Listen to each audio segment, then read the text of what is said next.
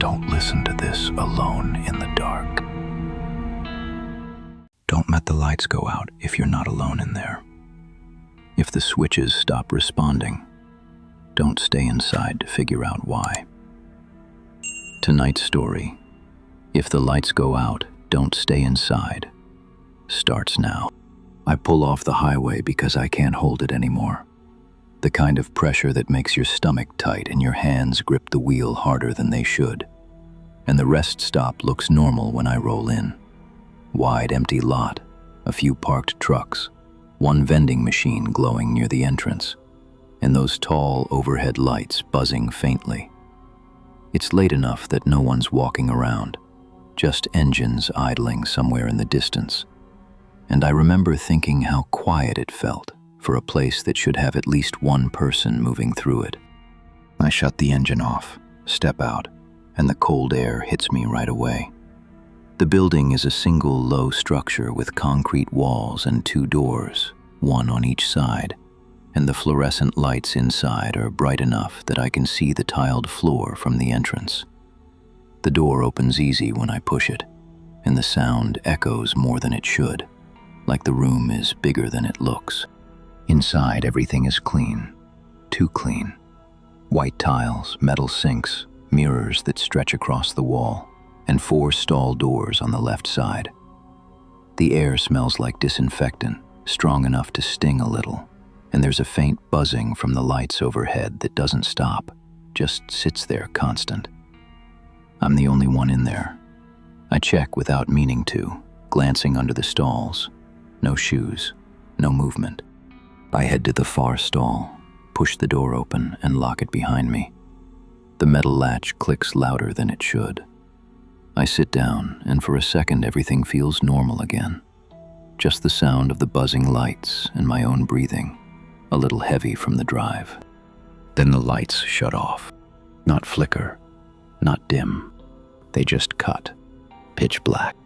I freeze immediately, like my body locks before my brain even catches up, and I sit there in total darkness with the smell of cleaner still sharp in my nose. The buzzing stops too. Everything stops. No hum, no airflow, nothing. Hello? Leo Mendo. My voice sounds wrong in the dark, like it doesn't travel far. It feels swallowed. No answer. Then the lights come back, full brightness again, like nothing happened. The buzzing returns. The mirrors reflect everything the same way they did before. I look down under the stall instinctively. There are still no shoes.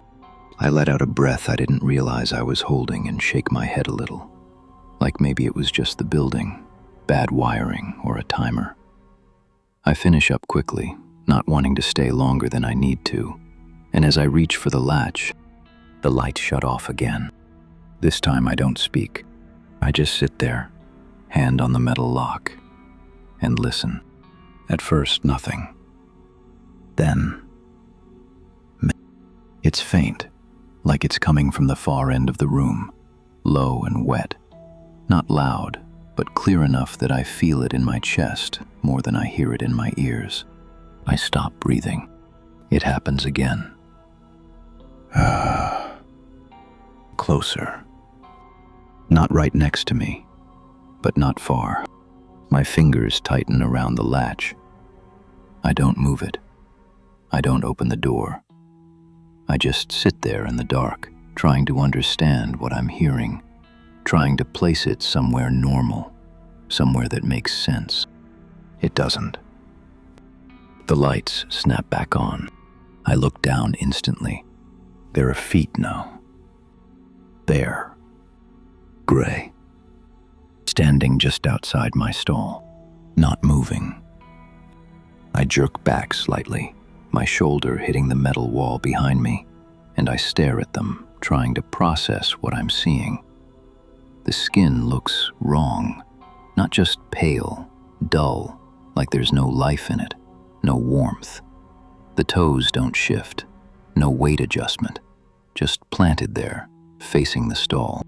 Hey, someone in here? No answer. The feet don't move.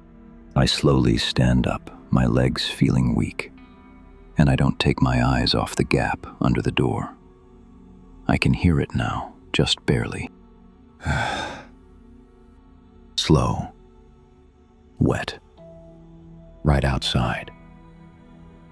I reach for the latch, my hand shaking, and I hesitate for a second, because if I open it, whatever is out there is right there. But I can't stay inside. I slide the latch open and pull the door. Nothing. The space outside is empty. No feet, no person, no sound. The sinks, the mirrors, the other stalls.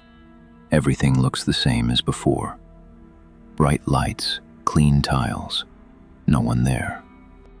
I step out slowly, turning in a full circle, checking every corner. There's nowhere for anyone to hide. No gaps, no shadows deep enough to cover a body. Just open space. I move toward the sinks, my heartbeat loud enough that I can hear it in my ears, and I glance into the mirror. I'm alone. I turn the faucet on, more out of habit than anything, and the water runs clear and steady. My hands shake under it, and I keep looking up at the mirror, like I expect something to be standing behind me at any second. Then the lights shut off again. Instant. Dark. The water keeps running, and right behind me, close. So close, I feel the vibration of it against my back. I spin around, knocking into the sink, my hands slipping on the wet metal, and I reach out blindly in the dark, trying to find the wall, the door, anything that leads out. My fingers hit tile, then something else. Not smooth. Not cold like the wall.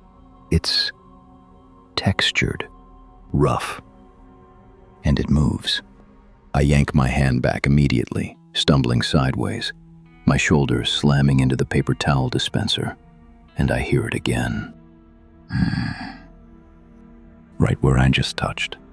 The lights come back. I'm facing the stalls. The doors are all closed now. All 4 of them. I know they weren't before. I know they weren't. I take a step back, my body trying to move toward the exit without turning my back on them. And I can feel something is wrong without even seeing it clearly yet. One of the stall doors creaks, just slightly. Then it stops. I stare at it, waiting, my throat tight. Nothing. Then another door shifts, just enough that the latch clicks softly. No one comes out. No feet appear under the gaps. Just the doors, moving. I shake my head, whispering to myself, "No, no, no, no." I back up faster now, my hand reaching behind me for the exit door, and I keep my eyes locked on the stalls as I move. I don't want to turn. I don't want to lose sight of them. Then the lights shut off again. This time I don't wait. I turn and run. My hands slam into the door, pushing it open, and I stumble out into the cold air, the sudden brightness of the parking lot lights hitting my eyes. I don't stop moving until I reach my car, fumbling for the handle, nearly dropping my keys as I unlock it. I get inside, slam the door, and lock it immediately. My chest is heaving, my hands shaking on the steering wheel, and I look back toward the building. The lights inside are still on. Through the window, I can see the interior clearly. The stall doors are open again. All of them. Empty.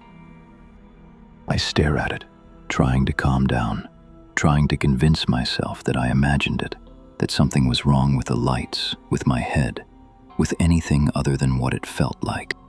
Then the lights inside shut off. From where I'm sitting, I can see the entire interior go dark at once. And in that darkness, something moves. Not a person. Too low. Too still. It crosses from one side of the room to the other without making a sound. Then the lights come back on. Nothing there. I grip the wheel tighter, my breath catching again, and I don't want to look anymore, but I can't stop. The light shut off again, and this time, it doesn't come back on right away. The building just sits there in darkness. I start the car, my hand shaking as I turn the key, and the engine roars to life, louder than it should. I don't look back again. I pull out of the lot fast, tires crunching over gravel, headlights cutting across the empty space as I get back onto the highway. But even as I drive, even as the rest stop disappears behind me, I can still hear it, faint, somewhere in the car. I turn the radio on to drown it out, but it doesn't help. It doesn't come from the speakers. It's not mechanical. It's too close. It's inside. I grip the wheel tighter, my eyes darting to the mirrors, to the back seat, to the dark space behind me where nothing should be. Nothing is there, but the sound doesn't stop. Closer now. Right behind my seat. I don't turn around. I don't check again.